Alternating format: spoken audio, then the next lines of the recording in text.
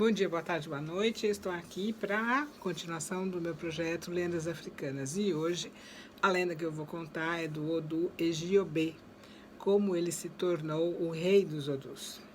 Depois de todos os 16 Odus terem vindo ao mundo, foi o momento para apontar a cabeça entre eles. Ejiobê não foi o primeiro a vir ao mundo. Muitos outros tinham vindo antes dele. Antes dele, Oyeku, que era o rei da noite, tinha sido proclamado o mais velho. A maioria caiu em Orixanlá, ou seja, o Filho de Deus, o representante de Deus na terra, para indicar o rei dos Odu. Orixanlá convocou todos e lhes deu um rato para repartir entre eles. Aí Oyeku pegou uma perna, Iori pegou a segunda perna e Di pegou uma mão, o Bará pegou a mão restante e as outras partes foram repartidas em ordem convencional de idade. Ejiobê, sendo muito novo, foi dada a cabeça do rato. Na sequência, Orixá lá lhes deu um peixe, uma galinha, um pombo, uma angola e finalmente um bode. Todos os animais foram repartidos de acordo com a ordem estabelecida com o rato. E, em cada caso, a Ejiobê foi dada a cabeça de cada um dos animais. Finalmente, Orixá convocou-os para vir a ele para uma decisão depois de 3 dias. Chegando em casa, Ejiobê fez uma consulta oracular e lhe foi dito para dar um bode a Exu. Depois de comido seu bode, Exu lhe disse no dia indicado que ele deveria assar uma raiz de inhame e guardá-la em uma sacola junto com uma vasilha de água. Exu também o avisou para ir depois para o encontro dos Odu ao Palácio de Deus. No dia recomendado, os Odu foram convocá-lo para uma conferência. Após o deixarem, ele tirou o inhame, descascou e o colocou dentro de uma bolsa com uma cabaça de água, tal qual Exu lhe havia dito. No caminho para a conferência, para o encontro, ele se deu frente a frente com uma velha mulher, justo como Exu previu, e de acordo com o aviso dado a ele, ajudou a velha, ajudando-a, aliviando-a do peso da madeira para o fogo que ela estava carregando, porque ela já estava muito cansada, que mal podia andar. Após aceitar de maneira agradável a ajuda, ela se queixou que estava com uma fome terrível, e foi aí nesse momento que Ejiobê retirou o inhame assado de dentro da sua bolsa e o deu para ela comer. Depois de comer, ela pediu água e ele lhe deu a cabaça de água que estava dentro da sua bolsa. Com a refeição terminada, ele carregou a lenha, enquanto a velha senhora caminhou a seu lado por todo o tempo. Ele não percebeu que a mulher era a mãe de Orixanlá. Entretanto, como ele deu a impressão de estar com pressa, a velha perguntou-lhe onde ele estava indo com tanta pressa. E ele respondeu que ele já estava atrasado para uma conferência na qual Orixanlá iria apontar o rei entre os Odu.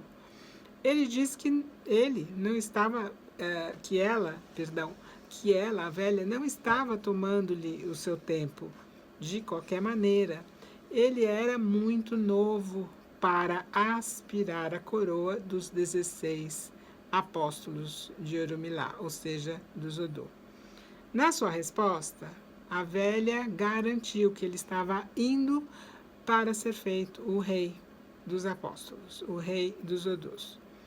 Quando eles chegaram à casa da mulher, ela lhe disse para depositar a lenha atrás da casa. E aí Ejiobê já começou a identificar a casa como sendo a casa de Orixalá. E aí ele compreendeu que a mulher que ele tinha ajudado era ninguém mais do que a mãe de Orixanlá. Ele então se curvou em sinal de respeito e a mulher lhe disse para segui-la até o interior da sua casa. Chegando lá, ela trouxe 2 peças de roupa branca, uma no seu ombro direito e outra no seu ombro esquerdo. Ela então inseriu uma pena vermelha de papagaio na cabeça de Egiobê e uma marcação feita com giz branco na sua palma direita.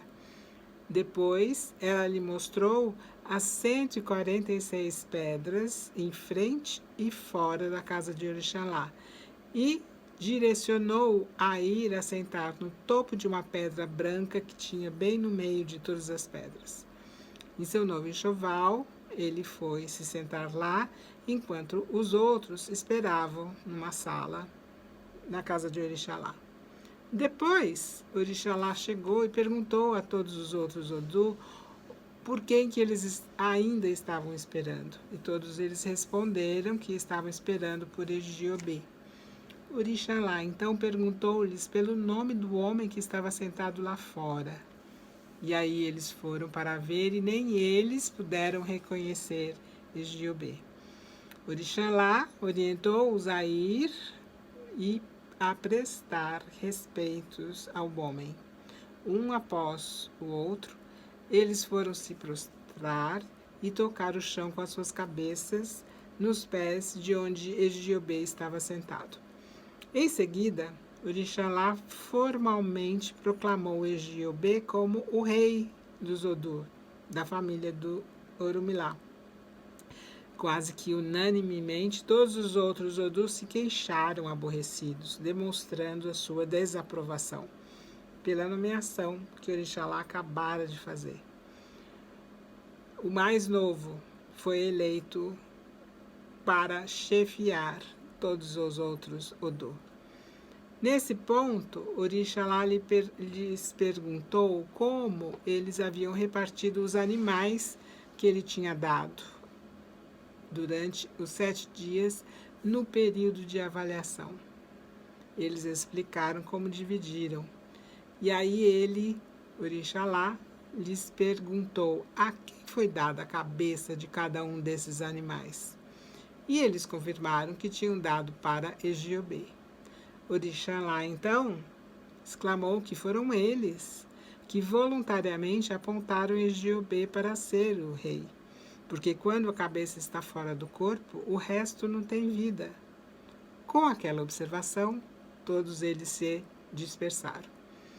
Quando eles deixaram o palácio de Orixalá, todos decidiram prender Egiobê em seus fortes braços. Não apenas resolveram não se reconciliar com ele, como também decidiram não servi-lo e nem tampouco visitá-lo.